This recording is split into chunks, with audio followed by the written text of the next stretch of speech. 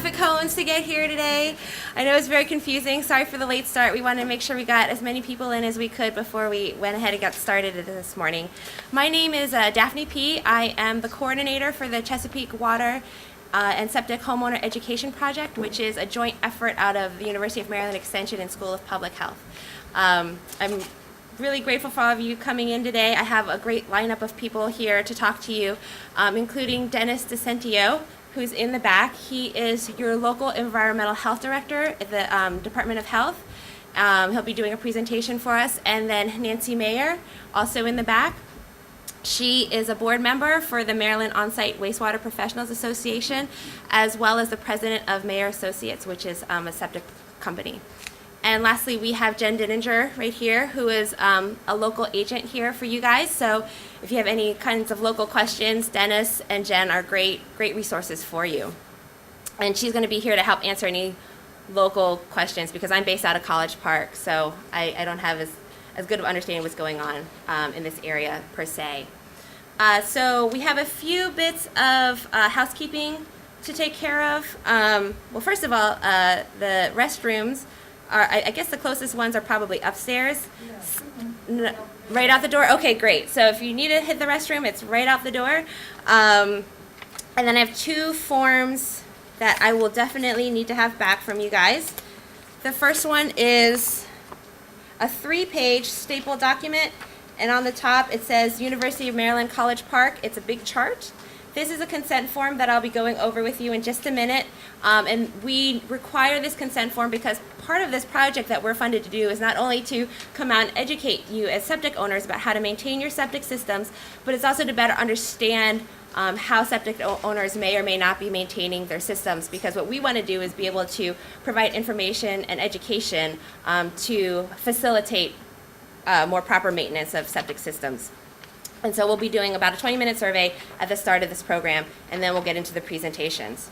And then the last item that I will need from you is at the very end of the session is a septic clinic end of session evaluation. It's a 1-sheet page, lots of questions on there with a few tables. And that's basically how did we do with this, getting information that'll help us in the future make this as helpful to septic owners as possible. Okay, so now back to that chart, which is the consent form. So this project is a part of a larger project that we're doing at the University of Maryland, which is to educate homeowners with private wells and septic systems about drinking water quality, maintaining your appliances, basically protecting your family and the environment. And so this project specifically is just for septics, but we are looking to, it's a new program, so we are looking to expand and provide more well water testing, which is why at the start of the, when we're registering, we asked if you would be interested in well water testing, because we're looking for places to go and, you know, an interested audience. So the consent form is required because of the survey. The purpose of the study, as I mentioned, is really to educate you guys as septic owners, but also to understand how you may or may not be maintaining your systems and how we can provide information to help you do that better. The questions that we'll be asking are very simple. Basically, have you ever pumped out your septic tank? Have you maintained your septic drainage field? That kind of stuff. And we'll actually be doing it using a clicker system. So I have slides up here and a special USB that basically is Wi-Fi'd up to these clickers. And so you're going to respond by using these remote controls. And so each household will get one. So if I know some of you guys are couples that come in together, so we just want to make sure we have one per house. And I'll go through instructions on how to use those in a minute. As far as risks and discomforts, unless it's too hot in here, I don't really know of any discomforts that the survey may offer you. If you do at any point feel uncomfortable with what we're asking, you can always opt out. You don't always have to answer the questions. If you feel that uncomfortable about it, that's fine. You can also just opt out. It's fine. But the more information we can get, the more helpful you will be to us and future septic owners. So we do hope you'll answer the questions. The confidentiality, everything is anonymous. So while you did register, we know that you guys attended, all the clickers are anonymous, so they're not linked up to your contact information. So whatever information you provide is not linked to your personal information, your address, or anything.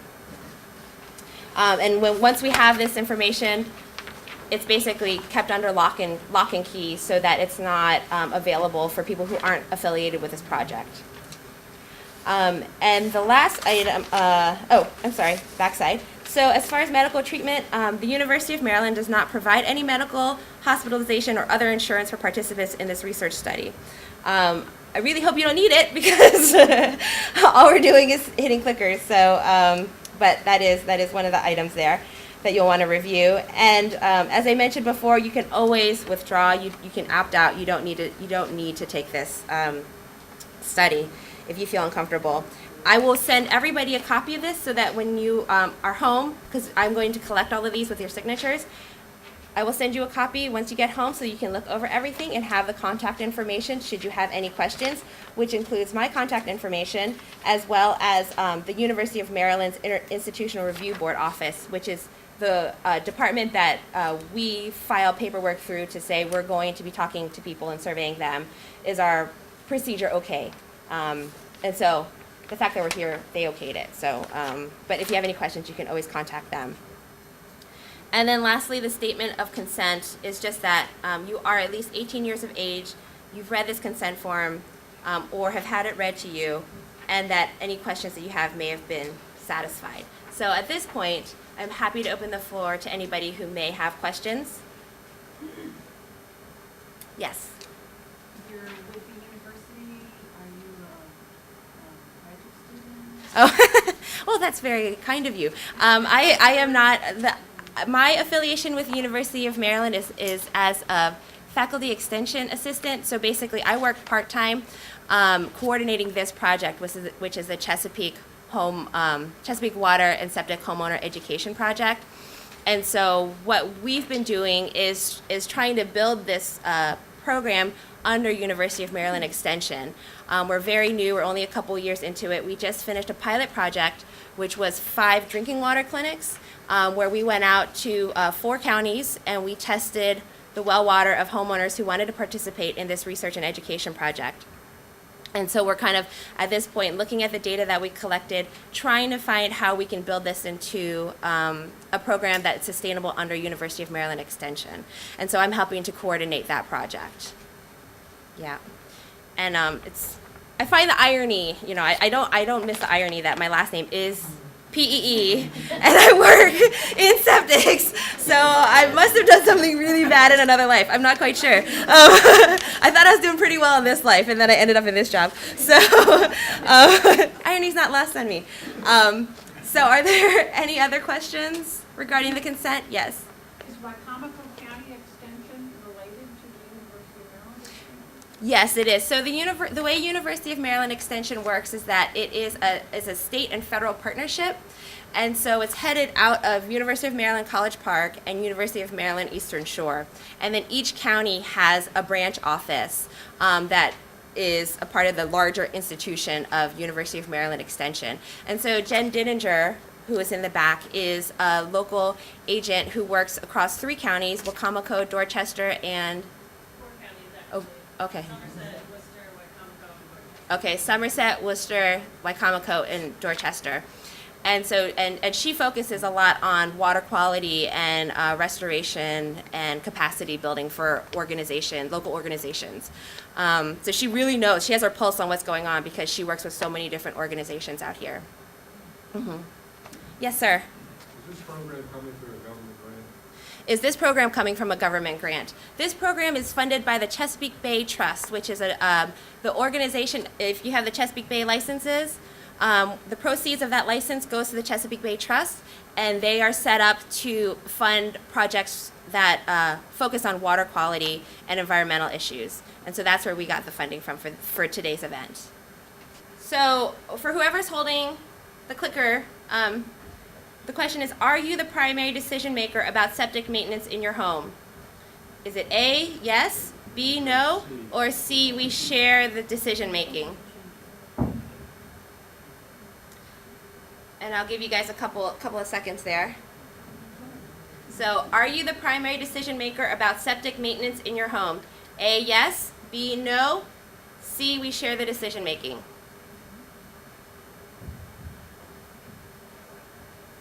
And I've put a tracker down on here, so we have about 18 questions. But if you start getting a little listless, just look at the tracker bar, and this, as it gets closer to University of Maryland Extension logo, we'll be done. Okay, next question. Okay, what is your gender? A, female, B, male.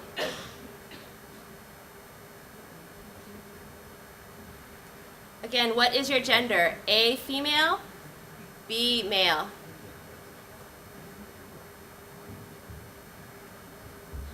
Okay, next question. The question is, how old were you on your last birthday? Were you A, under 20, B, 20 to 29, C, 30 to 39, D, 40 to 49, E, 50 to 59, F, 60 to 69, G, 70 to 79, or H, 80 or older. So again, how old were you on your last birthday? A is under 20, B is 20 to 29, C is 30 to 39, D is 40 to 49, E is 50 to 59, F is 60 to 69, G is 70 to 79, and H is 80 or older.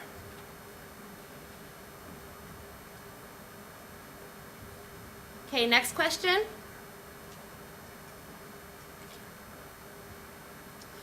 What is your level of formal education?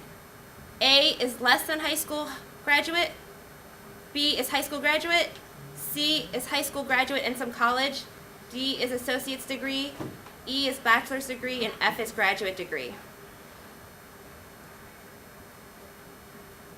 Again, what is your level of formal education? A is less than high school graduate, B is high school graduate, C is high school graduate and some college, D is associate's degree, E is bachelor's degree, and F is graduate degree. We only have a few more questions about your household data, basic background, and then we'll get into septic maintenance questions. What is your household income, annual income? A is less than $10,000, B is $10,000 to $29,999, C is $30,000 to $49,999, D is $50,000 to $74,999, E is $75,000 to $99,999, and F is more than $100,000. Again, this question is asking, what is your household annual income? Less than $10,000, $10K to $29,999, $30K to $49,999, $50K to $74,999, $75K to $99,999, and lastly is more than $100,000. Okay, next question. Which of the below best describes your ethnic origin? A is black or African American, B is Hispanic, C is white of non-Hispanic descent, D is Asian Pacific Islander, E is other. Again, which of the below best describes your ethnic origin? A is black or African American, B is Hispanic, C is white or non-Hispanic, D is Asian Pacific Islander, E is other. Okay, next question. How many people reside in your house for 300 days or more? Is that A, 1 to 2, B, 3 to 4, C, 5 to 7, or D is 8 or more? Again, this question is how many people reside in your house for 300 days or more? A is 1 to 2, B is 3 to 4, C is 5 to 7, D is 8 or more.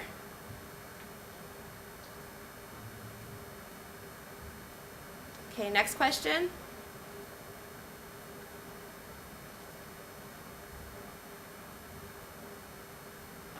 How many people reside in your house on a part-time basis? So that could be college students who come home in, like over the summer or here and there, or if you're running a home daycare where you have people in the house for part of the day but not the full length of the day.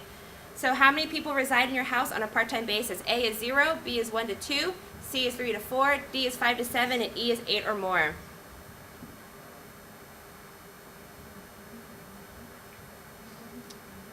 Okay, next question. Approximately how many years have you lived at this location? A is less than 1 year, B is 1 to 10 years, C is 11 to 20 years, D is more than 20 years. Again, approximately how many years have you lived at this location? A is less than 1 year, B is 1 to 10 years, C is 11 to 20 years, and D is more than 20 years. Okay, next question. Were any of your previous homes supported by a septic system? A is no, B is yes, C is unsure. Were any of your previous homes supported by a septic system? A is no, B is yes, C is unsure.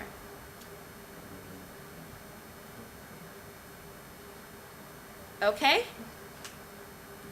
Enough with the household questions. Now on to the actual septic operation and maintenance questions. Have you ever pumped out your septic tank? A is no, B is yes, C is unsure. Again, have you ever pumped out your septic tank? A is no, B is yes, C is unsure.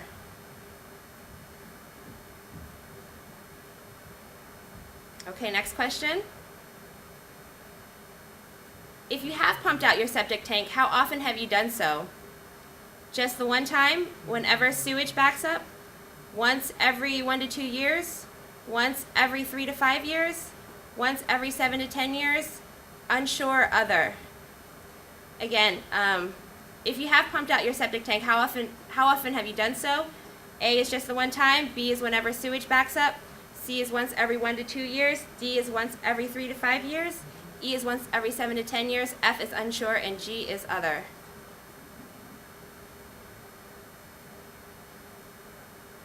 Okie doke. Next question. How have you maintained your septic drainage field? A is mowed lawn, B is unattended natural area for shrubs and trees to grow in, C is a planted garden area, D is paved over for driveway, patio, or similar structure, E is heavily trafficked recreation area, F is have not maintained septic drainage field, G is unsure, H is other. Again, how have you maintained your septic drainage field? A is mowed lawn, B is unattended natural area for shrubs and trees to grow in, C is planted garden area, D is paved over for driveway, patio, or similar structure, E is heavily trafficked recreation area, F is have not maintained septic drainage field, G is unsure, H is other. Okay. All right, moving on. Have you ever allowed heavy machinery to drive over your septic drainage field? A is yes, A is no, B is yes, C is unsure. Have you ever allowed heavy machinery to drive over your septic drainage field? A is no, B is yes, C is unsure.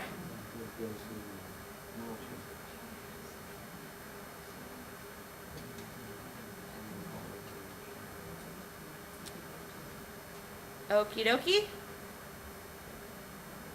Next question. Have you upgraded your septic tank to newer technology that can better reduce pollution? A is no, B is yes, C is unsure. Again, have you upgraded your septic tank to newer technology that can better reduce pollution? A is no, B is yes, C is unsure.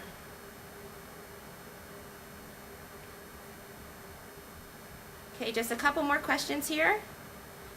If you responded no to that question about upgrading your septic tank, would you consider such an upgrade? A is no, B is yes, C is unsure. So only if you responded no to the previous question should you be answering this question. If you responded no, would you consider such an upgrade? A is no, B is yes, C is unsure.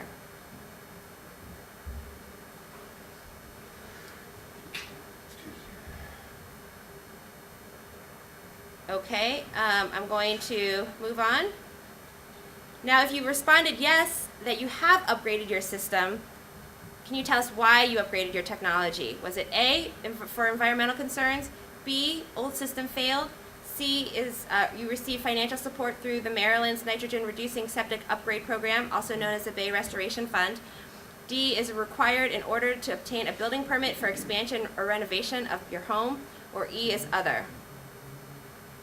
So for those of you who have received an upgrade in your septic system technology, what was the reason? A, environmental concerns. B, was old system failed. C is financial support through the Maryland's Nitrogen Reducing Septic Upgrade Program, also known as the Bay Restoration Fund. D is required in order to obtain a building permit for expansion renovation of your home, or E is other. Okay. Do you know about the Bay Restoration Fund? A, no, I have never heard of it. B, I have heard of it but don't know much about it. And C is yes, I already know about it.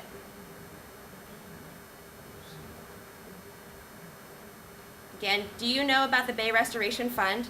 A is no, I have never heard of it. B, I have heard of it but don't know much about it. And C is yes, I already know about it.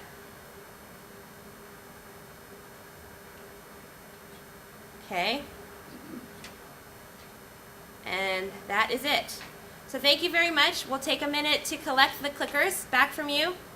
Remember, Jen's life is on the line here. No pocketing the clickers. And I'm going to get us set up for our next speaker. And I will introduce him in just a minute.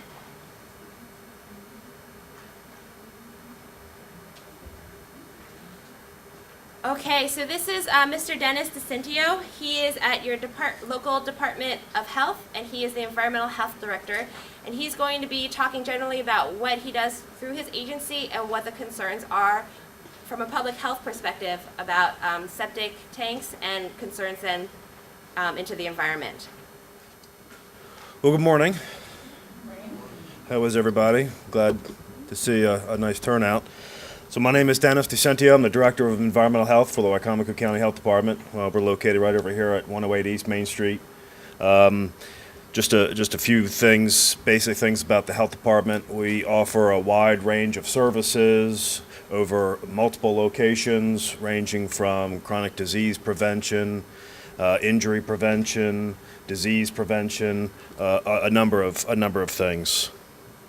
The mission and vision of the health department. My division consists of two separate entities. We've got the food protection and community services, and then the environmental protection. The biggest piece of environmental health as a whole is probably our food protection services. And they're responsible for all of the food safety inspections at the retail food establishments. So every restaurant you go to, we're there 2, 3, 4 times a year inspecting.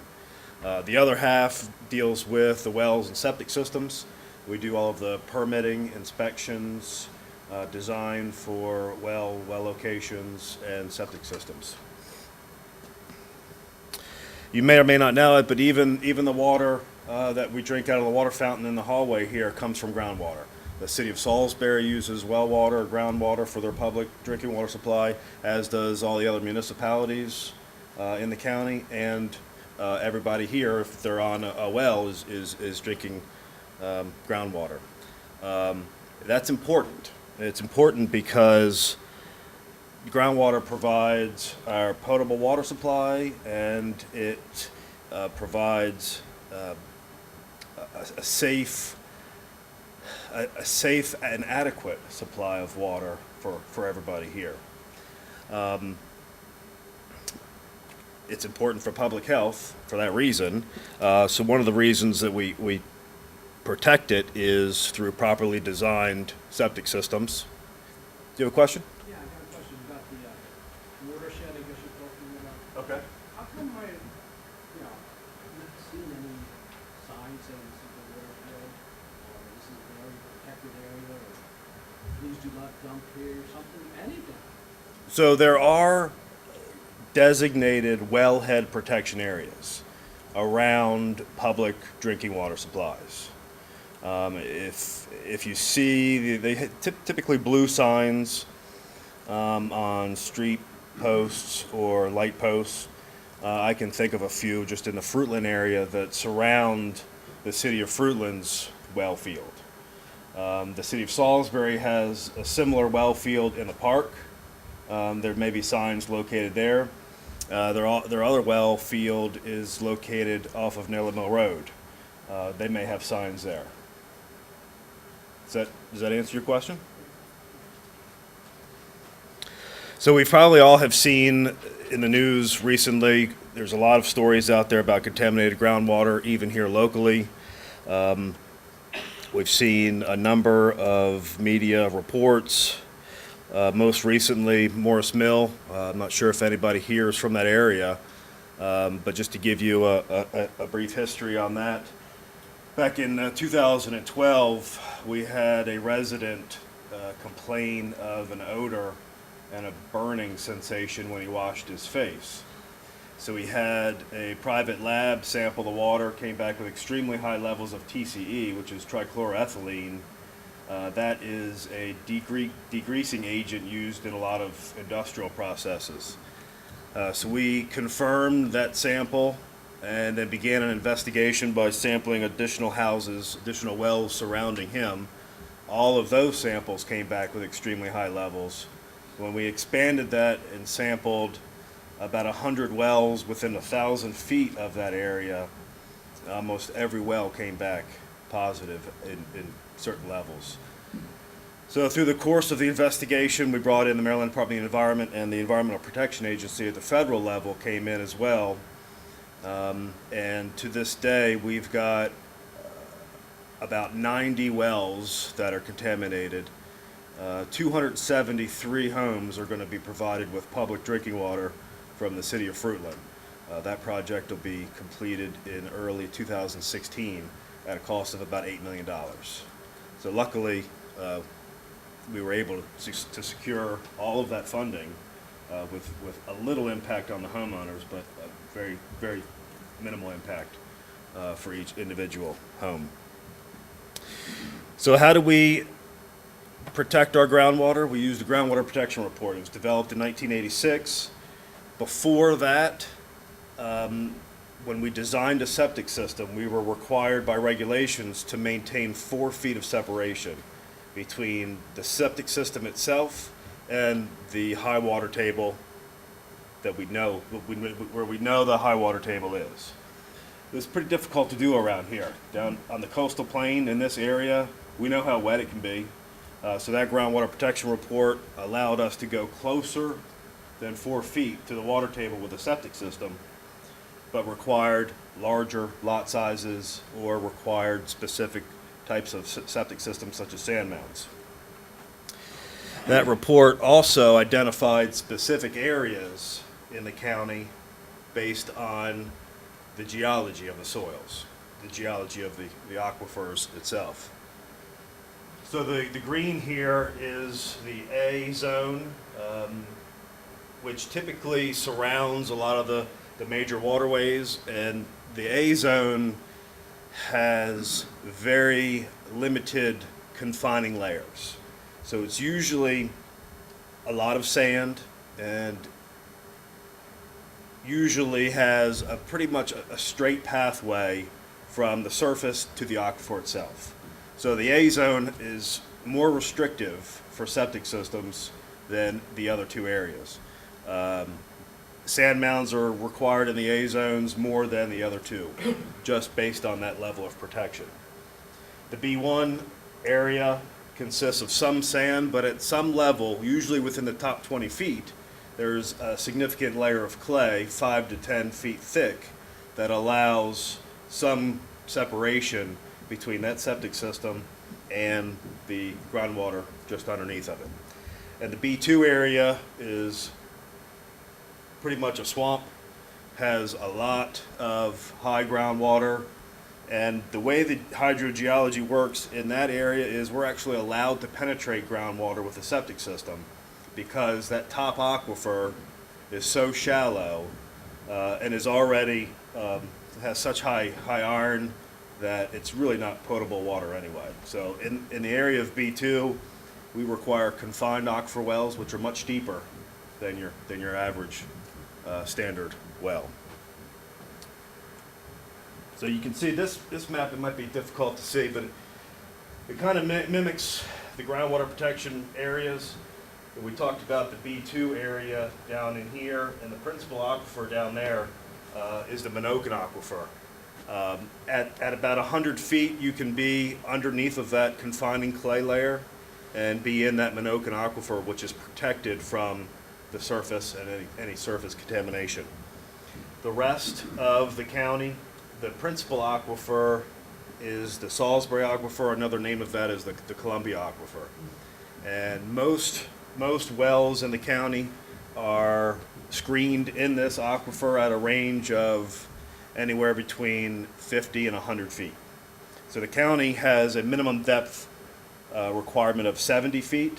So at that level of 70 feet, we tried to go a little bit deeper to stay away from some of the nitrate contamination that we see in the Salisbury aquifer. Even at 70 feet, we still have wells that come back with extremely high levels of nitrates. And at that point, they have to usually drill a newer well, deeper well into the Minokan aquifer. The problem with that is the water quality is really poor.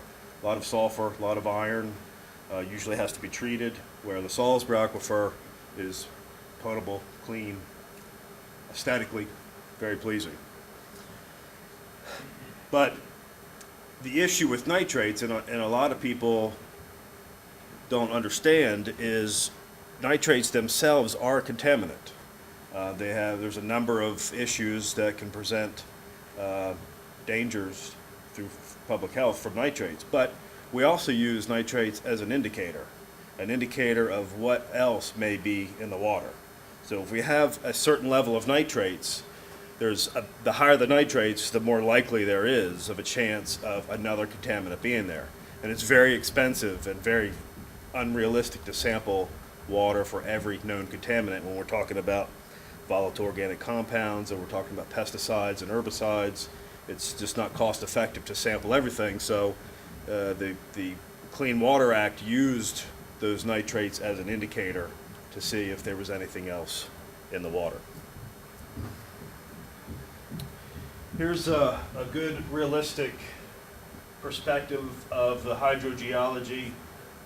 We're looking basically, Salisbury would be in here, and this up here would be Parsonsburg. You can see the Columbia aquifer, the Salisbury aquifer here, and the Minokan aquifer, which is separated by this layer of clay that's usually anywhere between 50 to 60 feet thick. And that layer of clay protects this aquifer from surface contamination. But like I said, it's got a lot of iron, a lot of sulfur. There's another confining layer even below that, and then we start talking about the Nanticoke aquifer down here, which is very deep, usually in the range of 350 feet below the surface. When we require a confined aquifer well, that usually means they've got to drill through this confining layer and screen the well in this deeper confined aquifer. A lot of times the well driller and the homeowner will choose to drill even deeper, much more expensive, because the water quality in the Nanticoke is somewhat better than the water quality in the Minokan. Not as much sulfur, not as much iron. The problem with the Nanticoke is there could be a lot of chlorides or a lot of salt in the water. So what do we use that information for? When we're designing septic systems, we look at the water table, the soils, how quickly does that water drain through a perk test.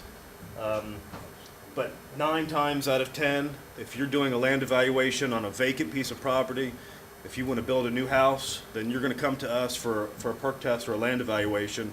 And the majority of those land evaluations require wet season testing, meaning we're going to have to hold that test or that evaluation until November, December, January, February, March, when the water tables are at their highest levels. So we monitor the water table on your property through monitoring wells, very similar to a well that you would use for drinking water. These are 2-inch wells with screens at the very bottom that allows water in and out as the water table fluctuates. The water in that well fluctuates at the same level. So we compare the water table on your property to our network of monitoring wells throughout the county. Most of these wells, we have about 25 to 35 years of information So we know when we're in an average wet season, or we know when we're 6 inches below or 6 inches above. We compare those levels to the levels on your property in order to determine if the septic system will work, what type of septic system will be needed. We use, here's an example of an evaluation that we conducted. We've got different profiles here. We've got the texture of the soil, the colors. We've got a perk test down here, and then we've got the actual readings for the monitoring wells for the water tables. That's very standard, very typical, and that evaluation did pass. But so that's yes, sir. For land evaluations, does the health department do test wells for every test nowadays? I would say, so the question is, does the health department use test wells for every evaluation? And I would say the majority of them, maybe 75 or 80%, require monitoring wells and wet season testing. Every now and then we get into an area where there's a little bit more sand, and we can get into an elevation that's higher than high enough away from the water table where we don't need that monitoring. Dig the hole and watch the water go down. Right.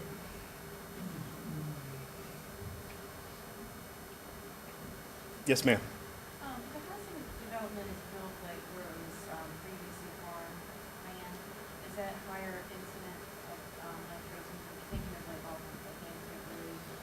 So the question is if a housing development was built on historically used agricultural land, is there a higher incidence of contamination? I would say not necessarily, but there is a link between the amount of fertilizer used and the level of nitrates in the soil. Did that ever improve over time, or were those levels always like high in the country? Will it improve? Time and the data have shown us that nitrate levels are only increasing in the Columbia Aquifer. We have some wells that we tested back in the early 90s that had certain levels, maybe around 5 or 6 parts per million of nitrates, and then are now close to 8 or 9 parts per million. Long term, for someone who's exposed, I mean, the risk, I guess I'm just thinking of like if you just had, say, the kitchen sink, had that treated or had the,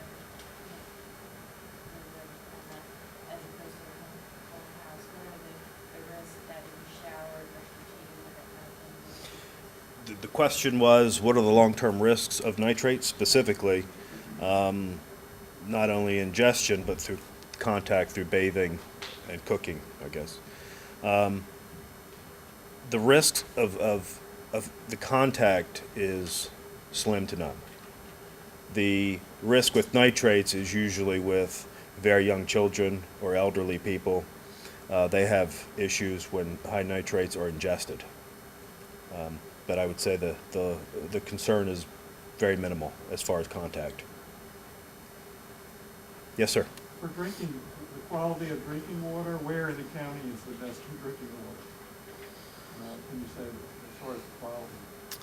Where in the county is the best drinking water? Yeah. Is there one area that's known for high quality?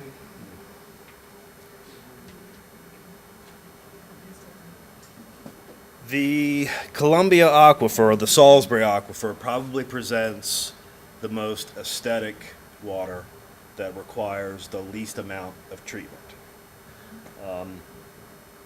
I would say at the 70 to 80 foot depth, you may or may not encounter high nitrates in most of the county, but certainly around the city of Salisbury, and basically anywhere you can get into that Salisbury Aquifer is going to present good drinking water, at least aesthetically. Now there could be some nitrate issues. We've seen some nitrate issues or high nitrates in that aquifer in certain places, but as far as the best without treatment, that's the Salisbury Aquifer presents that option. Yes, ma'am. Who can tell you where your well is drawing its water from? Who can tell you where your well is drawing its water from? Not a very good grammatical. The health department can. The health department has records for most of the wells that have been drilled in the past 30 years. Prior to that time, the record keeping wasn't very good. The paper quality wasn't very good back then, so a lot of the records aren't even legible anymore. But you can call me, and we can look up your information. Yes, sir. Old wells, ones that used to have pump houses, how far down do they go? Not that far. How deep are old wells with pump houses? When you had an older well where the pump house usually sat on top of the well head itself, most of those wells were probably galvanized, driven wells. Some of them were drilled. Most of those wells are probably in the 30 to 50 foot range. Probably very good water, but probably has very high nitrates. And the reason I say that is a lot of jet pumps that are used in those pump houses have mechanical limits on how far they can pull that water up. That's why a lot of the newer wells have 4-inch submersible pumps. It's much easier and that submersible pump, that pump sits in the well underwater. It's much easier from a physics perspective to pump the water up than it is to try to pull the water out.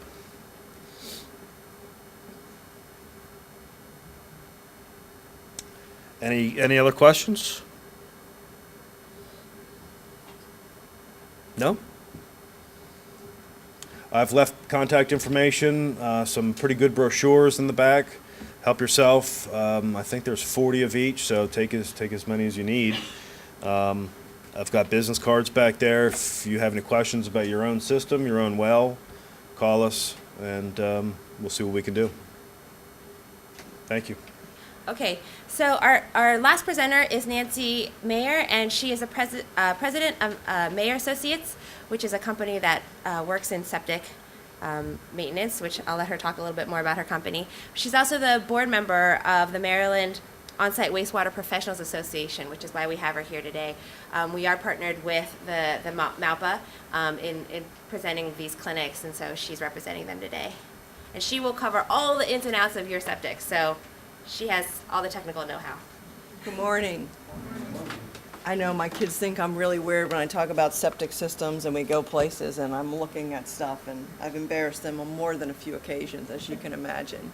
But my background is I've been working in a family precast concrete plant for over 30 years. So we manufacture both regular septic tanks, and now we're one of the first manufacturers in the state to do the new advanced treatment units called BATs. I also have a separate service company that services those. So I'm pretty well versed in the history of septics in Maryland. And I've been involved in MAUPA since its inception, and I teach a number of courses for them. I teach the inspections course, I teach the operation maintenance course, and they asked me, of course, to come here and talk to you guys today. So what we're going to do is talk a little bit about what a septic system is. You sound like a pretty educated group, but I'm going to start from the very basics. I have a friend of mine one time, went to her house. She had this beautiful house, woods in the front, nice big house. It was a divorce situation, so she's living there with her teenage daughter. Go out the back, she's got a swimming pool and a tennis court. And me being the nosy me, I see the well in the front of the house, and I'm like, where's your septic system? She's like, what? You know, when you flush, I'm pretty sure you have nice indoor plumbing in this house. Where's your septic system? She's like, I don't think I have one of those. Well, I know where she lived, and I knew that she had a septic system, absolutely no knowledge, and I'm thinking it was under the tennis court because there was no room for it. So I'm always amazed at how little people know. We're used to, if we live in a public area, in a city area, it flushes, it goes through one pipe, it goes to the sanitary treatment, and we don't really think about it very much. But when you have an on-site system, when you're treating your wastewater at your home, on your property, it behooves you really to know a little bit about that system and what's going on and take care of it, because the repairs can be very expensive. So we're going to talk about what it is, I just told you why you should care. The standard septic system components, the absorption area, which is really where the wastewater gets treated, what goes into it and what doesn't go into it. How often should you pump your septic tank? How do I prolong the life of it? And the BAT systems, that's Maryland only calls these things BAT. It's short for Best Available Technology. They have very specific requirements for the technologies they allow in the state. Talking about a little bit about maintenance contracts and then the BRF funding. How do you get a free one of these systems? So what is a septic system basically? Like I said, it's all the wastewater from your house. Instead of going to a big city or municipal treatment system, it stays on your property. So generally there's one pipe leaving your house.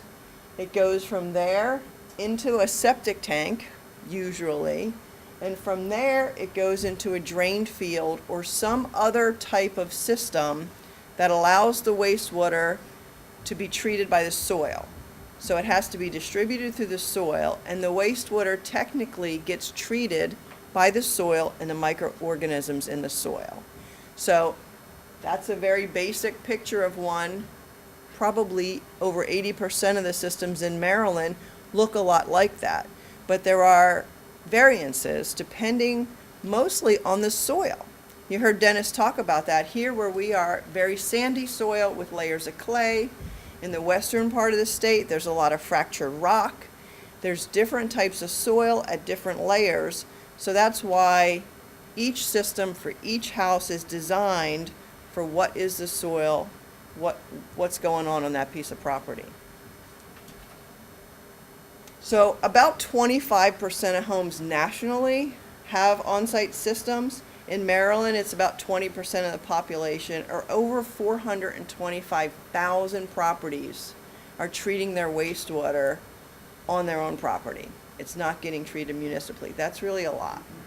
Properly functioning systems are really critical to both your health and welfare and your neighbors and everybody else. If you're polluting the groundwater and your neighbor's well is drawing from that, that's a problem.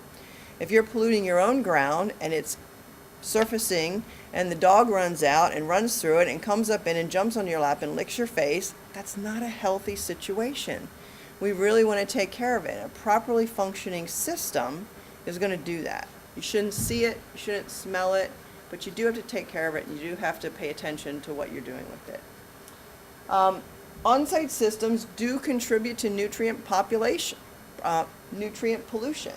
It can lead to contamination of both groundwater and surface water and the bay. That's how this whole Bay Restoration Fund thing started, is we're trying to keep the nitrogen out of the bay. There's other pollutants in there, obviously, but like Dennis said, it's an easy one to track, it's an easy one to measure, and the nitrogen specifically leads to algae blooms in the bay and kills all kind of organisms, and it's pretty easy to track through the nitrogen cycle. Oops, I got this right, I forgot. Okay, so components of a standard septic system. You have the septic tank. Generally, you have a distribution box if there's more than one line. It is possible that you can take a septic tank. Oh, did I just flip? Okay. If you only had one line, if you remember on the previous picture, it showed 3 lines. It just depends on the layout of your property. If you only had one line, you wouldn't need a distribution box. If you have more than one, septic tank goes to the distribution box so you can split it and go through numerous lines on your property. Then the absorption area is really where the wastewater is absorbed. And you can see through this picture that it goes down through the soil. The soil is really what purifies it. People ask me a lot about sand mounds. Why do I have to have a sand mound? Why do I have to have this expensive and ugly sand mound in my property? It's because you didn't have adequate soil. You didn't have enough good soil, or there wasn't enough distance between where the pipe comes out and the water table, so you have to build it up. You have to bring in an artificial soil component, which is the sand mound, to treat the wastewater before it gets down in the groundwater. So sand mounds are really when you don't have an adequate soil component naturally on your property.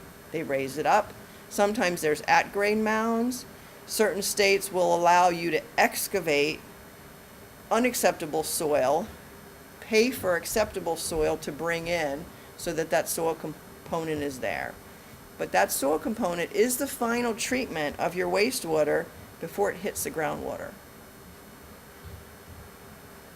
Septic tank, the basic job of a septic tank is to separate the wastewater through compartments or baffles or just through settling. The solids settle to the bottom and they're slowly decomposed by anaerobic bacteria. There's a word anaerobic and then there's a word aerobic that I'll talk about a little bit later. Anaerobic, which means lack of oxygen. Aerobic is oxygen. On regular septic tanks, there's no oxygen in there. It's a closed system, there's no oxygen, the waste decomposes. When we get into the advanced treatment systems, we'll talk a little bit about the addition of oxygen and what that does for us. Fats, oils, and grease and soap scum float to the surface. So if you looked through a column of wastewater, you'd see a scum layer on the top where sometimes you'll get toilet paper or things that probably shouldn't have been flushed will float on the top. You'll get a relatively clear layer, and by clear I mean no solids. It's not clear like drinking water clear, but it is free of solids, and then you'll get a sludge layer at the bottom. Clear wastewater from that middle portion is allowed to flow out into the soil. So it's real important those baffles are there so that that thick scum on the top or the sludge on the bottom doesn't go out to the drain field. So the septic tank should be watertight. We want to make sure groundwater's not getting in. We want to make sure the septic effluent is not flowing out where it's not supposed to. And the size of it is based on the usage in the house. So usually they're sized 150 to 200% of daily flow. They want time for whatever you put in there to settle out, to decompose before it tries to go out. So if you look at this picture, you're going to come in on that side, 2 compartment tanks. There's a lot of counties that are requiring those now, but 1 compartment tanks are still very common. If you have a 1 compartment tank, I would highly recommend that you get it retrofitted with an effluent screen. With a 2 compartment tank, you can hold a lot of that scum back in the 2 compartment tank. If you don't have that, that scum goes over and you risk it spilling over and getting into that outlet T. You can get those fitted, and there's another picture later of a screen, because what you're trying to prevent is any particles, any big pieces of junk, soap scum. If that goes through and gets into the soil component, that will prematurely plug that soil, and that is what will cause your system to fail, and then it's an expensive repair. Question? Yeah, an old cesspool should be considered first chamber and then flows into the septic tank? It depends how the system is set up. The question was, can an old cesspool be considered part of the system? It really depends on what goes where. You generally need an area to collect all the wastewater from your house, where you want to keep the solids and hunks and undecomposed things out of what's going into your soil. So you'd have to look at what's there on site. I teach the class on inspections, and everybody wants to know when they're buying a house, is the septic system good? Right? Yes or no? That's all we want to know, yes or no. And I try to teach it that a septic system is like a new car you drive off the lot. You pick up that car, you drive it off the lot. The minute you drive it off the lot, what happens? It starts losing value, right?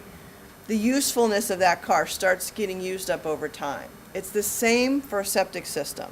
As soon as you put it in, it's empty, you have fresh stone, you have fresh soil, you did all the right things, but as soon as you start using it, you use up the life of the system.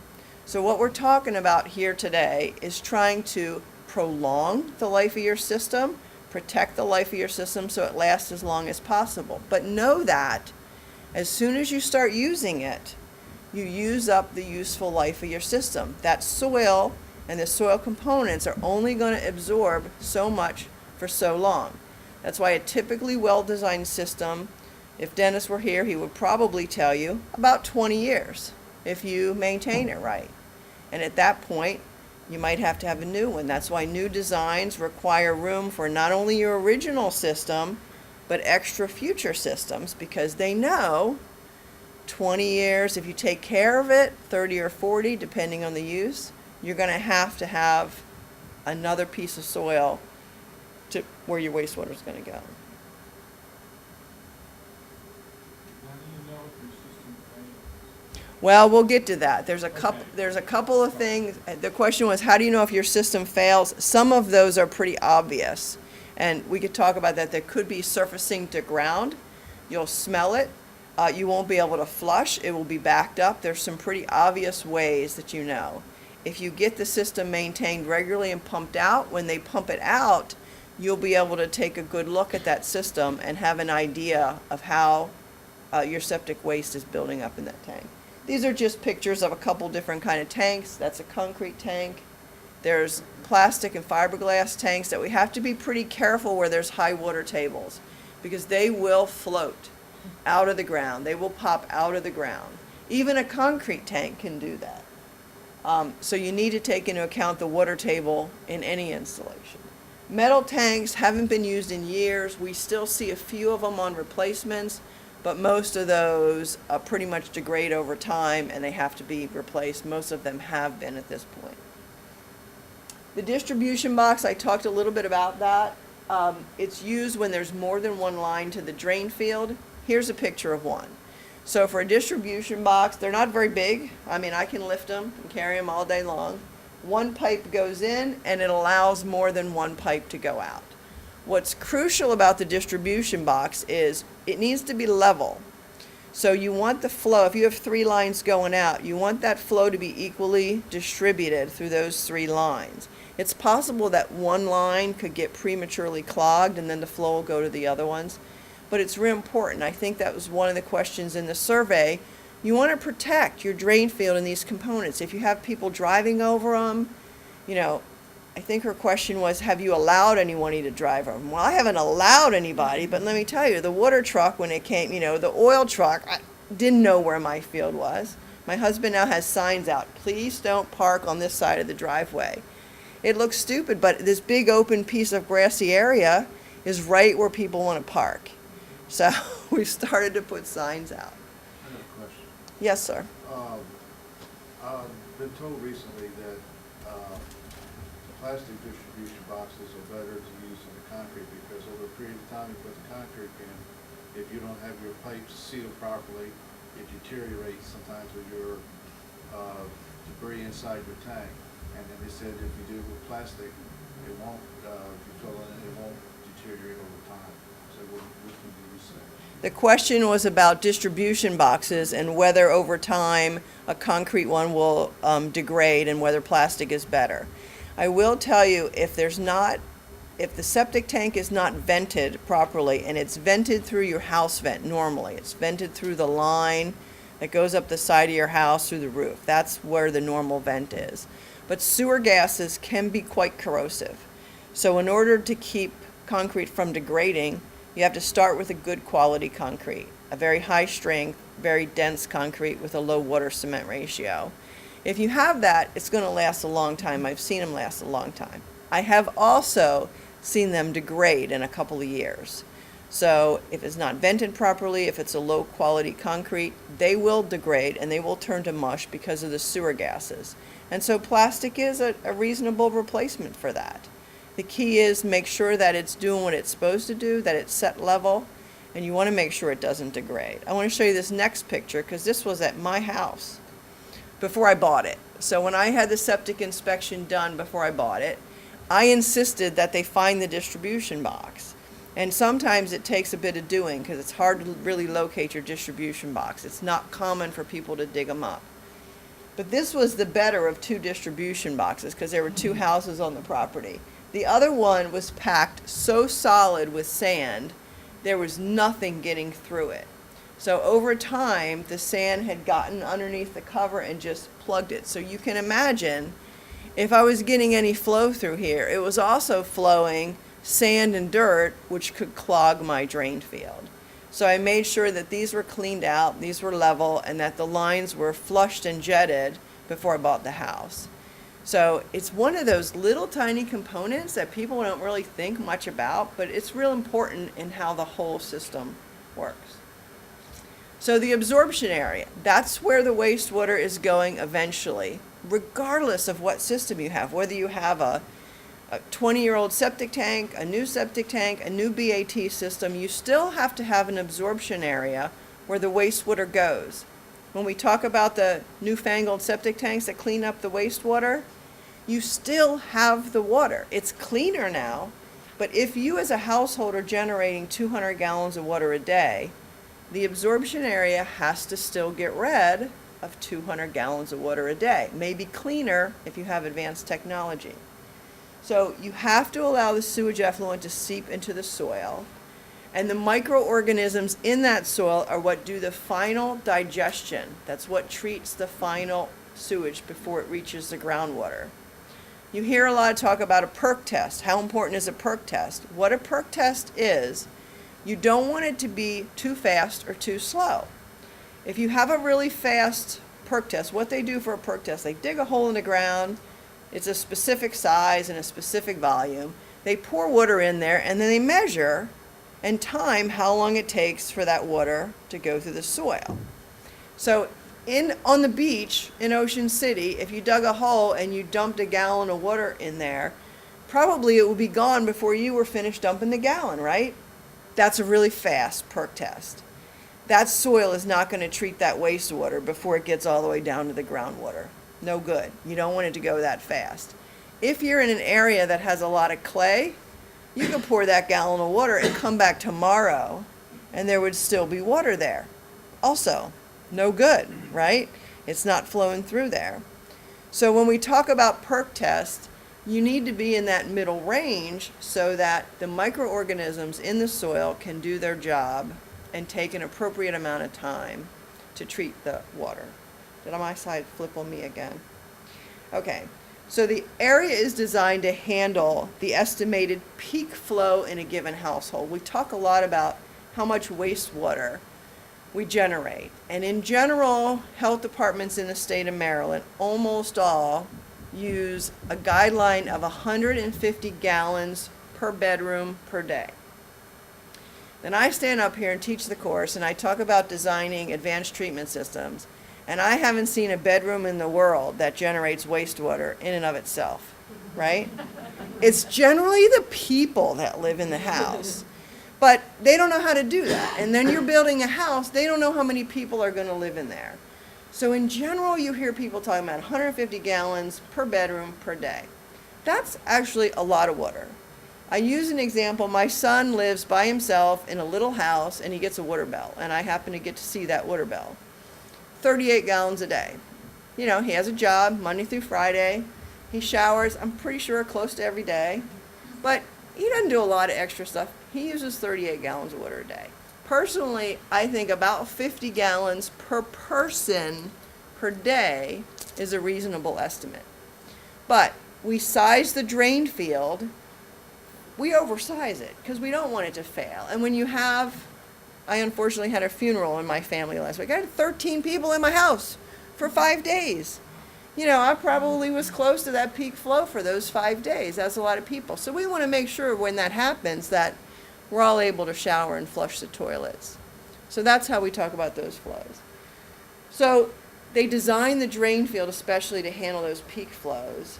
And the size and the type of absorption area, whether it's pipe and gravel, whether it's a sand mound, whether it's a drip system, whether it's a LPD, a low pressure dosage system, depends on your soil evaluation. What's the perk rate? What type of soil do you have? How deep do you go? How high do you have to go? That's how that's all determined. So there's drain fields with regular tile fields, there's deep trenches, there's dry wells, there's a lot of different tools that folks at the health department and engineering firms can use to make it work.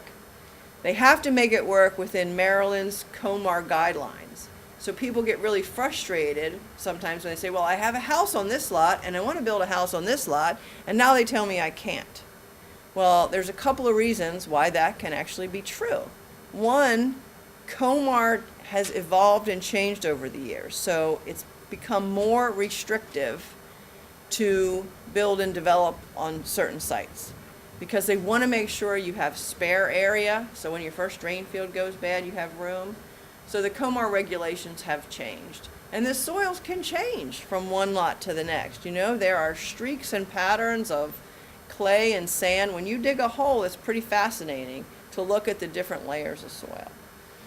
There's alternative, more advanced designs, sand mounds. There's drip irrigation, which microdoses the wastewater throughout a big area. So there's all kinds of tricks up our sleeves we can use to make it work. Drain fields are the most common type of system in Merrill. Like talked about before, it's generally anywhere from 1 to 3 pipes, anywhere from 60 to 100 foot long. Again, it depends on the size and the shape of your lot. That's a typical drain field layout. You also see here these arrows. We want to try to make sure, we want to try to protect this drain field. We don't want to hydraulically overload it.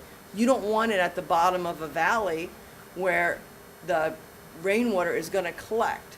Everything over here is pretty flat, but if you have any change in elevation at all, you want it to gently slope away from the drain field as opposed to towards it. Insulation of pipe and stone. I think this picture actually looks like me, but this isn't my picture and it's not me because I don't think I was there. We don't do the insulation. But anyway, it's a perforated pipe. It's usually laid in a stone bed. It's not complicated technology. It's pretty simple, actually. Dry wells aren't used a lot in Maryland, but they can be used where it's basically a seepage pit. So instead of that long pipe, it's actually a deeper hole. Some of them had cinder blocks. There's a picture. The next picture is like a more modern unit like this. I don't know anybody that even makes these in Maryland. I know somebody makes them in Pennsylvania, so we have been able to get them. But you can put more wastewater in a smaller area with something like this. It's also a way to get wetter, stormwater sometimes too. What goes into a septic system? We talked about this a little bit earlier. Everything from your house, toilet, showers, sinks, laundry, kitchen. What doesn't go into it, sump pumps should not go into it. So sump pumps should just drain outside to the ground. You don't want to overload your system. You don't want to put more gallons of water in there than necessary. Backwash from water softeners. Okay, how much time you got? There's a lot of discussion and a lot of controversy amongst folks in this industry about the backwash from water softeners. So generally, I flipped again. Generally, backwash from water softeners have been going into traditional septic systems. None of the manufacturers of the advanced treatment systems want that backwash in their system. It changes the chemistry and the biology of the internal workings of the advanced systems, and we'll get to that in a little bit. But what do you do with it? A lot of people have whole house water conditioners on there. Generally, what's recommended is that a separate trench and subsurface disposal is done. It can even be when the guy's there with the backhoe, you dig a hole, 3, 4, 5 feet, fill that with gravel and just run a pipe and let it discharge into there. People I know that have water softeners buy 50-pound bags of salt, for example. If you know anything about chemistry, you know matter just doesn't disappear. If you have 50-pound bag of salt and you put it in your water conditioner, that salt dissolves in water and it looks like this, right? You can't really see it. But is it still there? Yeah, it's still there. If you dump that water out in a big pan and let it evaporate in the sun, you'd get that same salt back, right? Pounds and pounds, hundreds of pounds a year of salt. You want that through your septic system? You want that going through that drain pipe? You want that out clogging your lines? It makes me very nervous. So I think it should be in a separate system. It doesn't really have the same fecal material, it hasn't come in contact with humans usually in the backwash process. But Maryland regulations still require it be disposed of subsurface. Chemicals shouldn't go into there. Any kind of chemicals, paint thinners, paint, toxic waste, expired or unused drugs. You know, when we're taking drugs and that excreted through our body, enough of it gets through that way. Like, we don't really even process like 70% of the drugs we take. But any expired or unused, turn them into your pharmacy, dispose of them in a safe manner. I'm sure the health department here probably has a program to do that. Don't flush them, don't put them in your septic system where they're going to wind up eventually in your groundwater. The most conservative approach is don't put anything in your septic system that hasn't gone through your body first. Do not pour grease down the drain. That again is going to flow through, it's going to get into your septic tank, it'll work its way to your drain field and plug it. Don't flush female products, baby wipes, cigarette butts never decompose. Powdered laundry detergent, we pull these lists from other places, you know, national places that publish this stuff, but I guess powdered laundry detergent has, again, the same situation as salt. It wants to come back out of suspension and clog your system, so they don't recommend it. Did I flip again? Okay. For the environment, again, don't dump poisonous, other things like that. What if you have the opposite situation from a water softener, you're using either like sodium carbonate or calcium or magnesium to raise your pH, how does that affect it? So again, I guess it depends on what you're using. Remember, matter doesn't get destroyed, so it's going to go through somehow, and it depends on what it is. If it's a non-hazardous thing, and if you're trying to neutralize your pH, neutralizing your pH is a good thing. So if what you're coming in is high or low and you're trying to neutralize it, I see that that's not a bad thing. That's actually a good thing, especially in an advanced treatment system. In an advanced treatment system, we want a neutral pH. Nancy? Yes. We often get questions about should we use additives in our septic tanks. Can you address that? Yep, the question was, should you use additives in your septic tanks? And there's actually, when you're finished here today, one of the handouts was this septic record and maintenance thing. I read this, and I know Tom Miller that put this together. This is a great little primer. So if you forget what we talk about here today or want to pass it along, there's a lot of stuff in here that's very valuable. And one of the things it talks about is you don't need to use a septic additive. What we flush and what comes out of our bodies has enough natural bacteria to digest the waste in your septic system.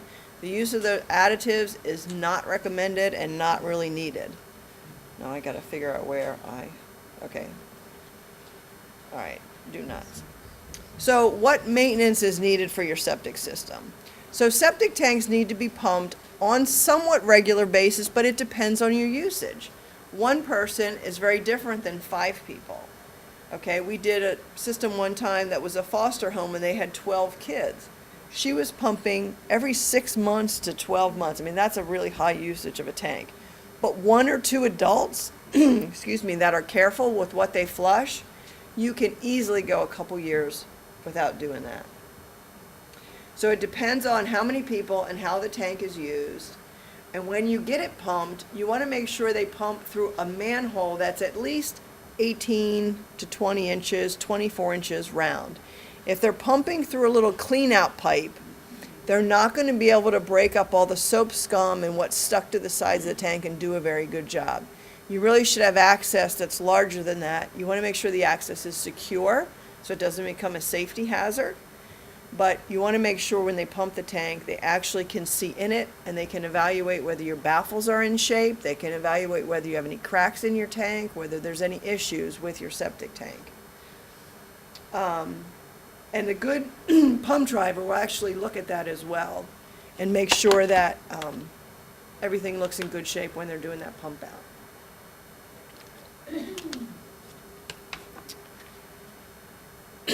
The outlet baffle I talked about before is really important, more than the inlet baffle, because the outlet baffle can be made out of a number of different materials, concrete, PVC, other materials, but if it's not in place, any scum or any floating particles will go through that pipe and clog your drain field. So you absolutely want to make sure that outlet baffle is there. And that's where I suggested, especially if you have a 1-compartment tank, you can get an inexpensive screen to add to that to keep anything from floating out of your tank into your field. The sludge judge, here's a picture of a sludge judge. This is how we talk about how do you know when to pump your tank. There's a chart that comes a little bit later too, but we generally advise you pump at the 25% rule. So if you have 25% solids to liquid ratio, that's when you would pump. So in this picture, it's a clear plastic tube. It goes down in the tank. They plug it up, they pull it out, and you look at it. So you can see there's only about 6 to 12 inches of sludge at the bottom. Then you have a clear layer, and then you got about 6 inches of scum at the top. So I would evaluate that as maybe 12 plus 6, that's 18 inches over the total height of the liquid. If you get to 25%, then it's time to pump your tank out. That's a real safe way to do it. This chart I know is probably a little hard to see, but it's a general guideline based on the number of occupants. So down here, 1, 2, 3, 4, 5 occupants, and across the top, ask you what size tank you have. So let's say you have a 1,000-gallon tank with 1 occupant. You should be able to go about 4 years. If you have 2 occupants, you might want to go 3 years. With 3 occupants, it might be every 2 years. If you have a larger tank, it's obviously less frequent. So I think in your handouts you have a printout of this. You might be able to read it a little bit better. But it's a general guideline. Question? Can you read the top For you right now? line? Yeah. Sure. So number of occupants, 1, 2, 3, 4, 5, 750, 1,000, 1,250, 1,500, and then 2,000-gallon tank across the top. So how do you prolong the life of your system? Routinely clean it, get it pumped out. I hear people say, I've never had a problem in 20 years, I never pumped out my tank. You know, you're on borrowed time. It's like driving that new car off the parking lot. That tank is filling up, the drain fields are filling up, you're asking for trouble, and the repairs are expensive. It's pretty simple. Couple $100, pump it out. If you're one little old man that takes 1 bath a week, you're probably not going to fill it up that fast. So every 5, even every 10 years, pump it out and see what you have. Install a manhole riser so that you can make sure when they do pump it out, you're getting your money's worth. Make sure they pump and clean out the whole thing. A lot of people don't want to go out there. They don't want anything to do with it. You know, get your money's worth. Make sure they do a proper job. Install an effluent filter. It's like $20 for a piece of plastic, and I think there's a picture coming up, to protect your drain field. People say, I don't want to put one of those filters in there. They plug up, and then my drain starts draining slow. If they're plugging up, it's because you have a lot of solids in your tank that's plugging it up. It's an early warning system. Clean off the filter, call the pumper, time to pump the septic tank.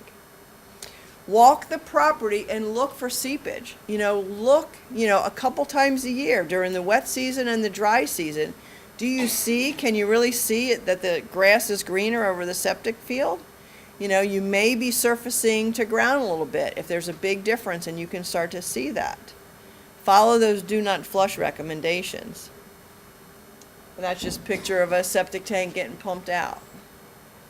Manhole risers to grade. That's before they're buried, but it allows access so that they can do a proper job when they're pumping it out. Effluent filters. Here's the effluent filter. This is the top looking down in. If you were looking over the tank, there's a little hook that you can reach down in there, pull it up, hose it off over the tank. Don't put it in the yard. You don't want that stuff in your yard. Take it back to the beginning of the tank is the best place to hose it off over the first manhole. Hose it off over the tank. On the left is a dirty filter, and the right is hosed off. It's a clean filter. It's just a cheap piece of insurance to protect your drain field. Okay, aerobic treatment units. This is nobody's system, but we're going to just break down the parts so you understand what these advanced treatment units do. From the house, it goes into a trash tank, which is kind of like a septic tank, but generally smaller. We need it smaller so that the good microbes that you flush can get through to the processing part of the tank. And it just holds back trash, things you shouldn't have flushed in the first place. Hair, dental floss, plastic, rubber things, whatever went down there that you shouldn't have flushed. We're going to keep the trash in the trash tank, but we're going to let the wastewater go through. It goes through to some sort of an aerobic treatment unit. The difference in those two words, anaerobic and aerobic, we're going to add air. All the technologies are a little different in how they add air, but they're going to add air and oxygen so that the good microbes that you flushed are going to gobble up the waste. Instead of waiting for the soil to do the job, we're going to start processing your wastewater right here in the tank. From there, it has to go to some sort of clarifier where the digested waste settles out and you get clear effluent. Looks pretty close to this. Maryland BAT systems. It's an acronym for Best Available Technology because Maryland was real specific that they wanted nitrogen removed. And they're probably the strictest in the country on the guidelines of the nitrogen removal. There's probably 70 different companies nationwide that make advanced treatment systems, but there's only 4 different companies right now that are field verified in Maryland, and there's about 12 that are in the process of getting field verified. So they remove substantial amounts of what we call BOD and TSS. That's a biological oxygen demand. It measures the strength of the wastewater, and total suspended solids, that's the stuff you can see. So it's kind of the difference between, a milkshake, and a glass of iced tea. That milkshake has a lot of solids in it. You can't see through it. These systems remove those solids. We nitrify ammonia, and then we denitrify it. I don't have enough time to go into all the chemistry, but basically it comes into a septic system. I was explaining it last night to a newly elected legislator, and it comes in as mostly ammonia, NH3. You can smell ammonia when you go to the bathroom. It smells like ammonia. The NH3, that N is the nitrogen. When you get to the part where it oxygenates it, that nitrogen is converted into nitrates and nitrites. That's still not a good nitrogen. It's still aqueous, it's water soluble, and it can get in the groundwater. When we recycle that back to the first compartment, we convert it to nitrogen gas. So ultimately, the nitrogen that goes in gets converted to nitrogen gas, and 78% of what you're breathing right now is nitrogen gas. That's how we turn the bad nitrogen into good nitrogen that's not harmful. You can't make matter disappear. We can just convert it from one form to the other. We reduce a lot of the pathogenic organisms. It's still not pure. It's still not sanitary. It looks like it. It looks pretty close to this, but it's not safe for human contact. It can be sterilized with UV lights or chlorine, but Maryland doesn't do that so much. So these systems are required now for almost all new construction. They've been required in the critical area since 2009. All of the best available technologies are sold with a prepaid 5-year maintenance contract. The state requires it. So we can't sell a system without including 5 years of maintenance. This, again, breaks up these compartments. Trash tank, then it goes from the trash tank to the aerobic treatment unit. Oxygen is added somehow, some way. Every system is different.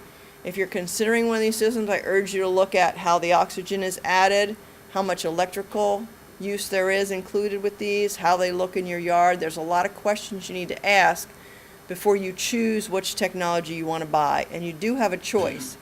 You can get on Maryland Department of the Environment's website and see the technologies that are available.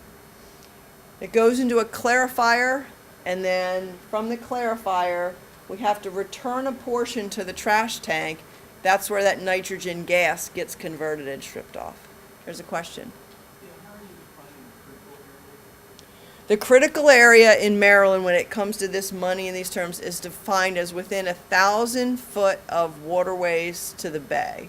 So if you go to the health department, and if any portion of your property is that, so it's not always waterfront, you could be on the other side of the street and still be critical area. So if you go to the health department, they have maps defining where the critical area are and if your property is in it. But if any portion of your property, if you have a 100-acre farm and the southeast corner is in that 1,000 foot, your property is designated critical area. Another question. Can we just add in there, pump to your current septic system? Well, it's tricky to get that chemistry, that nitrogen to convert. So a pump is just not going to do it. If you add oxygen, you're going to make it aerobic and you're going to get a partial conversion, but you will not touch those nitrates and nitrites. You can't do that without some balance between all those three parts. What type of testing do you have, if you're reaching the required results? What kind of testing do you do? So the state requires third-party testing on these units where they take a 24-hour composite sample and they look for total nitrogen. It's 3 different kinds of nitrogen they're looking for, and that's how they measure. Excuse me? Once the systems are approved, initially they have to go through a year of testing. They have to be tested in each season because these systems do a little better in the warmer weather than the colder weather. So they're tested over 12 months. Once you've reached the field verification, then there's no ongoing testing required, although the state of Maryland has the ability to come out at any time and do spot sampling and checking of these systems. I used to have waterfront property in Virginia in a critical area, and because of the Chesapeake Bay Preservation Act, I was required to pump out septic tank every 5 years and report it to the county. Does that same legislation exist in Maryland? The question was, is there a requirement to pump out your septic system on a regular frequency? To my knowledge, Queen Anne County is the only county in the state that has that requirement, and they require everyone in Queen Anne's County with a septic tank to pump out every 5 years. If not, it's a fine. But no other place in the state right now has a pump out requirement. Is it known in Maryland about how often people pump out their septic tanks? Is it known in Maryland how often people pump out their septic tanks? I think that's why you guys might be here this morning. You filled out a little survey, so I think they're trying to figure that out. What the general knowledge, I think that's one of the goals of this survey, is to find that out. Okay, let's see, where am I here? Okay, like I told you before, I took this picture myself when I was, I'm one ahead on my screen. So I took that picture myself. It's hard for people to believe that that's septic effluent. When I was trying to decide which unit I wanted to market and sell, I got into it kind of early and I had my choice of a couple technologies. So I went to visit them at their home places. And this was a rancher where they had about 8 folks living that worked at their concrete plant. 8 gentlemen lived in this house, and that's what was coming out the back end of that. It looks pretty clean and clear. It's pretty amazing. Like I said, all the nitrogen is not gone. There's still some remaining there, but a lot of it was converted.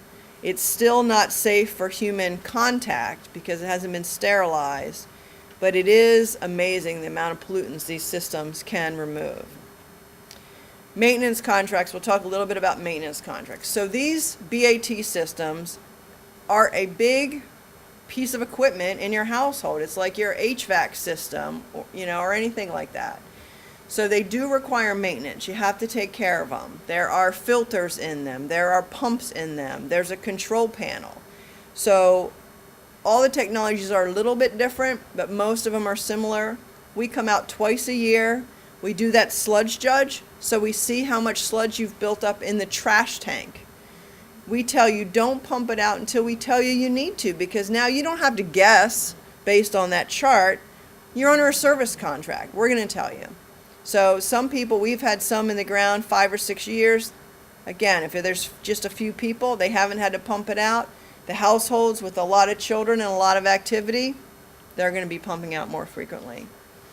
So you have to have a maintenance contract now if you have one of these new advanced treatment systems. So after the 5 years are up, service companies will offer you different types of contracts to buy. We offer 3 different levels. I don't know that other people do that, but we do offer different levels, whether you want an extended warranty or not. That's about it. Any questions on the maintenance contracts? No, just asking how much does the system cost of that, or what would the maintenance contract have? The question was, how much does the whole system cost? And then how much are the maintenance contracts after the 5 years? So the original purchase of one of these units runs, depending on the technology, anywhere between probably $8,000 and $12,000 for the unit. And that includes the first 5 years of maintenance with a full warranty. So it's an extended warranty. So that covers all of that. Installation runs about $4,000. So the Bay Restoration Fund, for a failing system in the critical area, it covers 100% of that. The maintenance contracts at the end of 5 years, for us, the basic maintenance contract runs $175 a year, and you can get an extended warranty for a total of like $300 a year. And that's pretty ballpark. You get a little discount if you purchase a multi-year contract. So it comes down to, I think, about $160 a year if you get a multi-year contract. The Bay Restoration Fund is covered by the flush fee. It used to be $30 a year, now it's $60 a year for every homeowner in the state of Maryland, whether you're on septic or public sewer. The bulk of that money has gone to upgrade public sewer treatment plants. So big sewer plant upgrades, mid-sized sewer plant upgrades, takes a lot of that money. But a portion of it, and it's millions and millions of dollars every year that come into that fund, a portion of it goes to upgrading septic systems. The local counties manage and control that. So each county, so Wicomico County puts in a grant request. Fiscal years for the state of Maryland run July to June. So if you're thinking about doing this, you need to understand that funding cycle. They get the money in July, they have to spend it all by June 30th. They must fund all failing systems in the critical area. That's the first priority, and they're required by law to have money to fund all of those. Then the next priority is failing systems elsewhere in the county and non-failing systems in the critical area. So if you have a home in a critical area, you're still pretty high up on the priority list, even if it's not failing. How they usually work, and it's different by county, at the beginning of the fiscal year, they're kind of stingy with the money because they got to make sure it lasts 12 months. But in the spring of the year, they have $200,000 left to spend. Come on, we'll take all takers. And some counties will even give money to new home construction. So you need to understand fiscally how that works. If you're thinking about it, talk to your local health departments and they'll give you a little more inside information. But understand it's a fiscal year. There are priorities based on your situation, but failing system in the critical area must always be funded. Does it mean testing? Does it means testing to see if the priorities, what are the priorities? So the question was, is there testing required for those priorities? The first priority is a failing system in the critical area. Generally, the health departments define failing as surfacing to ground. So if I walk around your property and my feet are getting squishy and I can smell it, you're probably failing. If you have a collapsed tank, say you had an old metal tank and it's collapsed, or a 30-year-old concrete tank that's seen its better days, those are definitions of failing. And that falls to the local health department. So your local health department inspectors are the ones that say, yep, you sure do have a failing system, you move to the top of the list. Or no, this isn't really quite failing yet, we'll put you in priority 2 or priority 3. If we have money at the end of the year, then we'll be able to do it. Question? The question was also about means testing, so how much compensation Oh. can you get through the Bay Restoration Fund So there's two levels of funding now. This, again, changes every year with the legislature. The question was, is there means testing? Who's eligible? So there is a financial portion. They asked to know what your household income is. If you make less than $300,000 a year, you can be eligible for 100% funding. If you make more than $300,000 a year, you're eligible for 50% funding.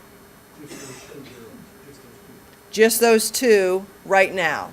Again, the rules change. I don't expect that one to change in the near future. Let me see. I think I'm almost done this. So let me see. If you get money through the Bay Restoration Fund, you have to use one of those field verified units. And again, look on Maryland Department of the Environment's website. They change all the time. More people are trying to get field verified. There's a longer list of units that are in that initial 1-year testing. So if you're paying for it yourself, those manufacturers tend to discount those units because they're trying to get them out there and get it tested. Or if you're new home construction and you don't qualify for funding, you can use any of the other ones. It's a longer list of technologies.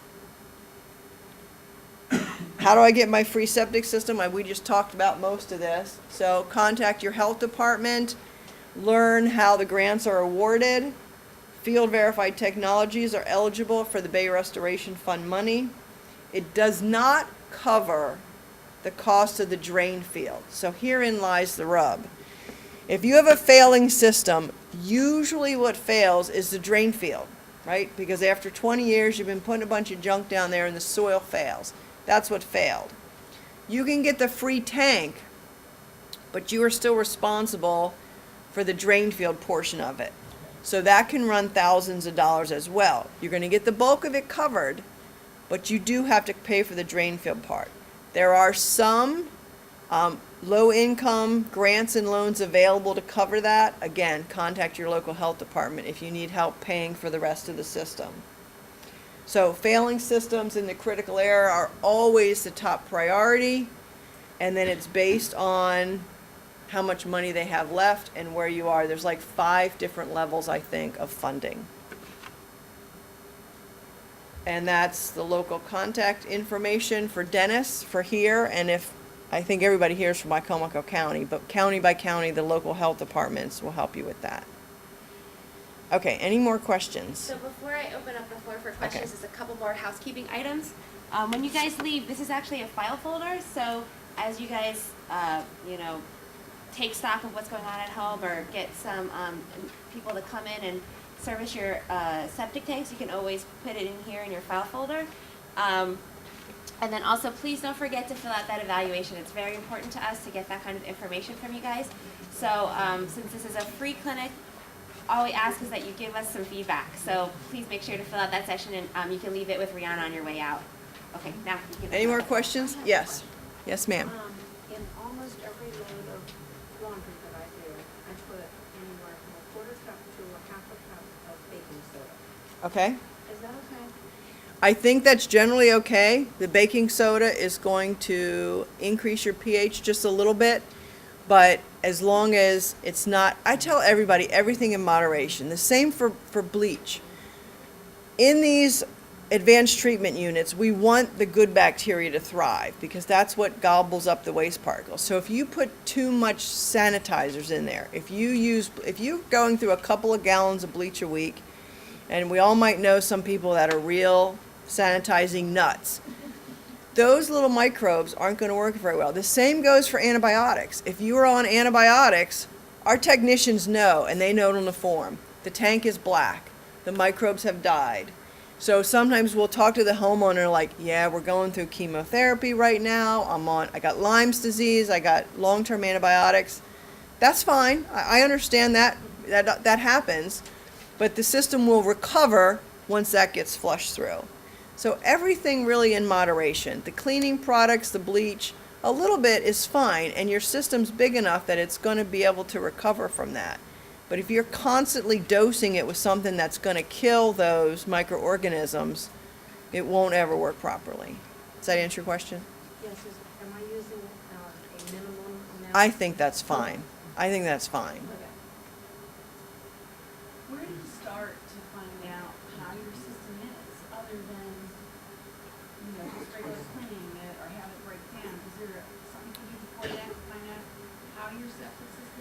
Well, there's a list of certified inspectors. That's one of the courses I do teach. I teach inspectors. So most people only get a full septic inspection on property transfer.